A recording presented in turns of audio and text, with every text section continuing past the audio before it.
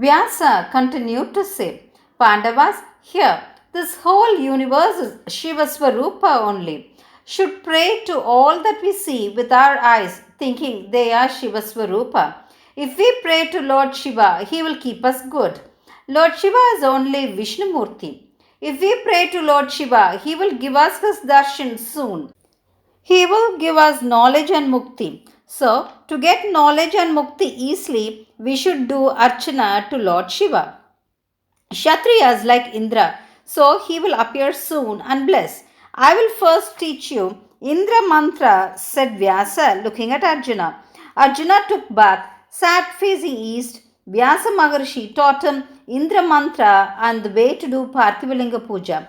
Vyasa looked at Arjuna and said, Arjuna, first you pray to Indra. Indra himself will tell you to pray to Lord Shiva. After that, pray to Lord Shiva. You start from here now to Indrakila mountains at Krishna river shore and meditate there. When you meditate there, many will play to stop it. So have all the weapons with you. See that nobody knows the place from where you do your penance. Daily do Shiva Stotra Japa. He also taught him the art of not being seen by others' eyes.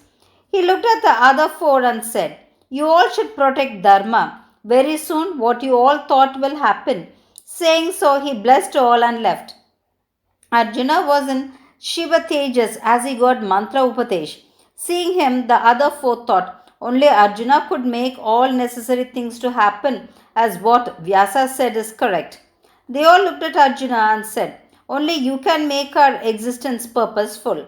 Saying so, they decided to send him to meditate. They were worried that they should part him. Do penance. You only should get rid of our miseries also. They said so to Arjuna. Draupadi was much worried, thinking she should part Arjuna. Four brothers and Draupadi were also worried, thinking, how will they be bold enough once Arjuna leaves them? At that time, Vedavyasa came again. They prepared a place for him to sit and did puja to him again. Swami, when we are in trouble, your darshan gives us happiness. Please be with us for some time, they said Vyasa.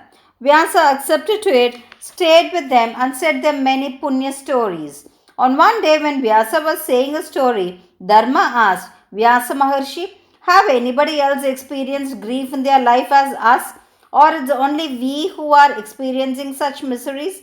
For that Vyasa Bhagavan said, Is this misery what you all are experiencing? You are with your wife and brothers and sages. Owing to the glory of sun gods Akshay Patra, you all are living in a good life. A king and Mahatma, Nala, experienced more misery. King Harishchandra suffered more than all. Rama suffered much.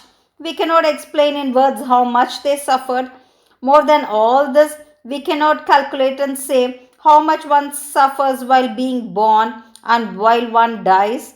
First time when one is formed as fetus in a mother's womb, then itself it is a misery, crying at birth.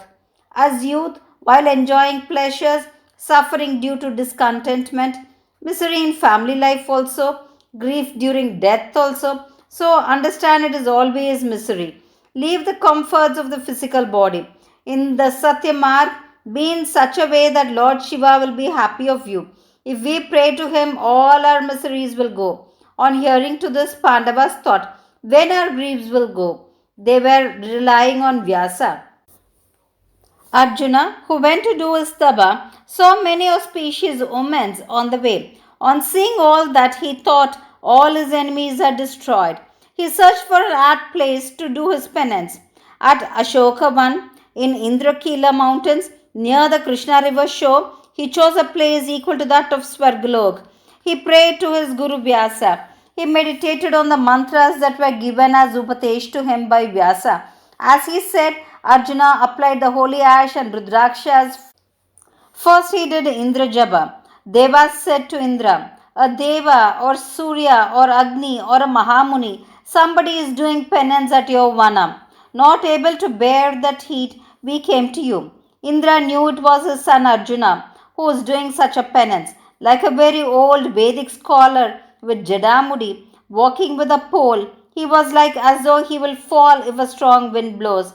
He had covered himself with a deer skin and walked as though he is going to fall for every step. He came in front of Arjuna. Arjuna, on seeing, came fast, did puja to him, prayed and asked, Swami, from where do you come?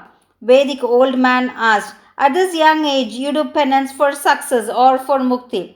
Arjuna said all about him. For that Indra said, you are doing penance well, but you are not doing it right. Indra will only give pleasures. Those pleasures are equal to dreams.